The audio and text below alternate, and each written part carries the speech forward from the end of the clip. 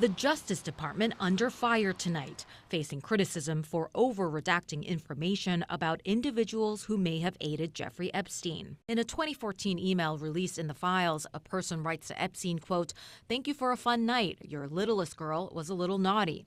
But the identity of the individual who wrote that message is redacted. And in this image of Epstein's inner circle from the files, we see associates like convicted co-conspirator Ghislaine Maxwell and Epstein's assistant Leslie Groff, but several others in the graphic are blacked out. The release files also showed numerous email exchanges that appear to describe the procurement of women. New Brazilian just arrived, sexy and cute, 19 years old. A 2013 email to Epstein reads from someone at a Paris modeling agency. That sender's name, redacted. I found at least 3 very good, young, poor. A 2018 email to Epstein reads, "Meet this one," the person continues. "Not the beauty queen, but we both likes her a lot." This sender's name, also redacted. A DOJ official said in a statement to CNN, any fully redacted names are of victims. In many instances that it has been well documented publicly, those who were originally victims became participants and co-conspirators. We did not redact any names of men, only female victims. Names of law enforcement officers were also among the redactions. Also included in the released Epstein files, a highly controversial draft indictment from the 2000s that would have charged Epstein along with 3 others. They were described as having been employed by Epstein and having conspired to persuade, induce, and entice individuals who had not attained the age of 18 years to engage in prostitution. Their names are redacted. So you have a Justice Department that's leadership cared more about protecting the men who committed these crimes than the survivors who were victims of the crime. The law that forced the DOJ to release the Epstein files mandates the DOJ to make certain redactions, such as identifying information about victims and child pornography. Some individuals who helped connect Epstein with young women were also victims. Deputy Attorney General Todd Blanche acknowledging errors were made and that his department is working around the clock to correct failures to redact victims' information. You're talking about pieces of paper that stack from the ground to 2 Eiffel Towers. And so the minute that a victim or their lawyer reached out to us since Friday, we immediately dealt with it and pulled it down, and we're continuing to do that. We knew that there would be mistakes. Epstein survivors are outraged. Publishing images of victims while shielding predators, it's just a failure of complete justice. Why should anybody come forward? Because the justice system is not going to be the justice system. MJ Lee, CNN, Washington, D.C. The Epstein files are rocking the British establishment. In the latest tranche of documents, these 3 undated photos appear to show the King's brother, Andrew Mountbatten Windsor, formerly Prince Andrew, kneeling over what appears to be a woman or girl, whose face has been redacted, lying fully clothed and supine on the floor. It's unclear when or where the images were taken. No captions or context of the photographs was provided with the document release. And neither the photographs nor the email messages suggest any wrongdoing, but they are a further embarrassment for Mountbatten Windsor, who previously faced pressure to explain a 2001 photograph which showed him standing with Ghislaine Maxwell, Epstein's former girlfriend and a convicted child sex trafficker, and Virginia Giuffre, a prominent accuser of Epstein and Andrew, who died by suicide in April. Today, Mountbatten Windsor's brother, Prince Edward, telling CNN in Dubai, I think it's all really important always to remember the victims. The King stripped Mountbatten Windsor of his royal titles in October and began the process to evict him from the royal estate at Windsor. Now, UK Prime Minister Keir Starmer has urged Mountbatten Windsor to testify before the US Congress. Meanwhile, the former prince's ex-wife, Sarah Ferguson, is back in the headlines for her links to Epstein. The latest files revealing emails she sent to Epstein after he was found guilty of soliciting a minor for prostitution in 2008, including one where she thanked him for being the brother I've always wished for. And in January 2010, she wrote, "You are a legend. I really don't have the words to describe my love, gratitude for your generosity and kindness. Kiss, kiss. I'm at your service. Just marry me." In another, she complained, "It was so crystal clear to me that you were only friends with me to get to Andrew, and that really hurt me deeply, more than you'll know."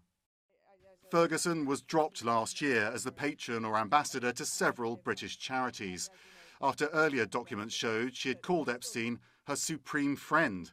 At the time, a spokesperson for Ferguson said she regretted her association with Epstein. On Monday evening, Ferguson's charitable foundation, Sarah's Trust, announced it will shortly close for the foreseeable future after some months of discussion, according to the UK's PA Media news agency. The UK's former ambassador to Washington, Lord Peter Mandelson, also dragged into deeper scandal in the latest release of Epstein files. He was fired from his post in September over the scandal when US lawmakers released a birthday book compiled for Epstein's 50th birthday in 2003, in which Mandelson penned a handwritten note describing the financier as "my best pal." The latest tranche of documents has revealed that in 2009, when Mandelson was business secretary, he appeared to leak a sensitive UK government document to the financier. They also show that Mandelson's partner, Reinaldo Avila da Silva, regularly received undisclosed payments from Epstein.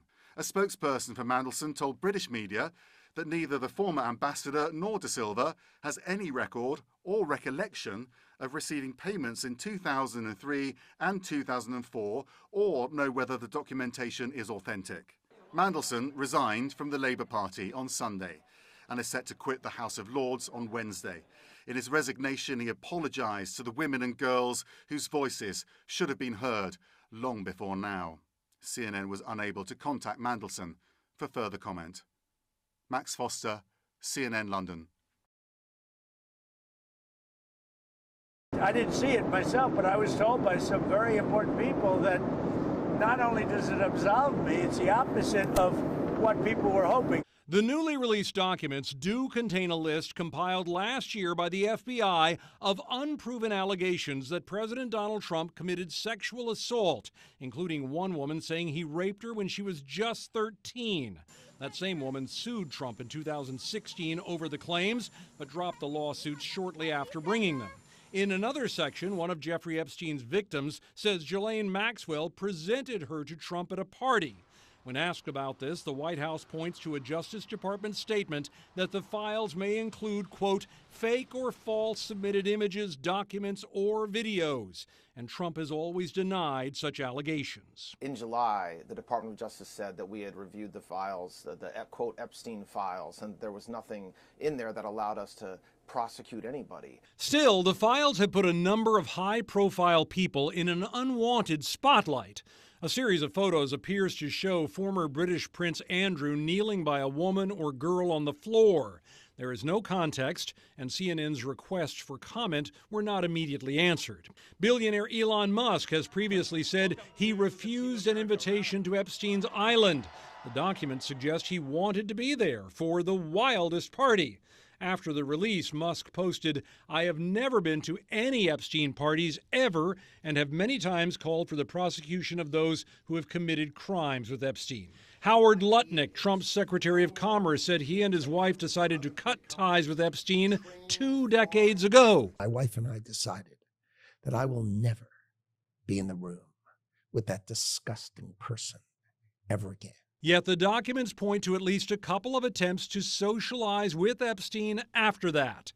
The Commerce Department says Secretary Lutnick had limited interactions with Mr. Epstein in the presence of his wife and has never been accused of wrongdoing. Another one-time top Trump advisor, Steve Bannon, appears in the files, at times mocking the president, and the famous names go on, though notably many show no links to any potential illegality.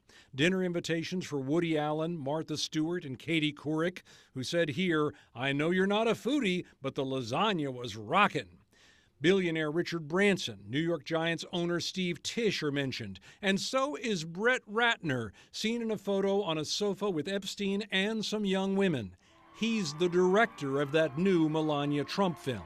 The new release brought at least one fresh controversy, too. The New York Times raised the possibility that the Justice Department had released nearly 40 unredacted images showing both nude bodies and the faces of the people portrayed, noting the people in the photos appeared to be young. Well, it's what we wonder. Why are they holding back 2.5 million files? They say it's client privilege, and I guess their medical records that they can't release.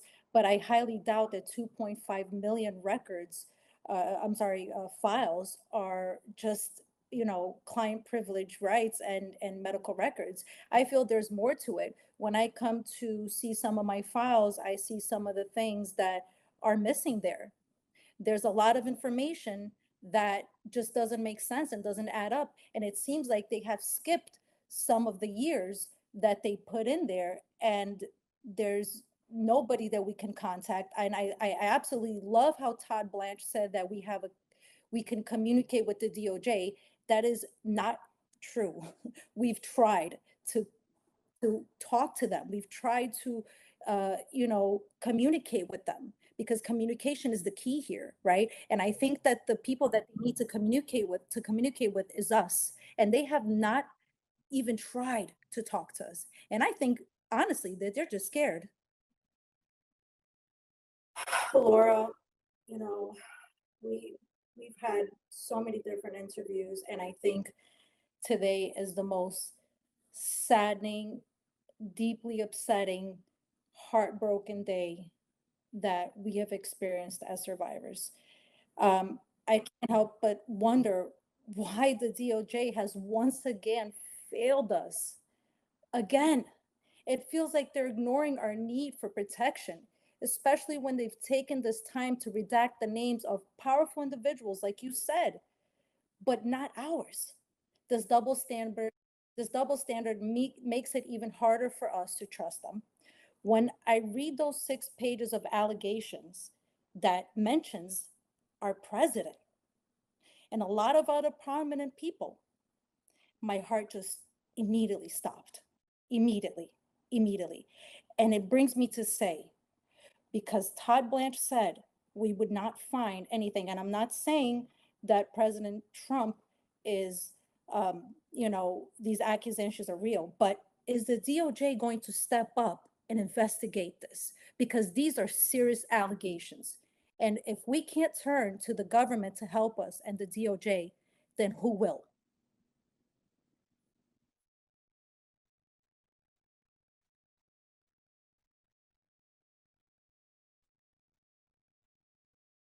100%. And, I have to say, not only our names were not redacted, but there are personal information out there that can hurt us. It is there's addresses, there's IDs, there's phone numbers that connect us to now and the future. And that is very dangerous for us who have been speaking, and some of the Jane Doe survivors who have not spoken, and their names are out there, not redacted. And then we have these powerful rich men who are getting all these redactions. We are in so loss of words. We don't know what else to expect from the DOJ at this point.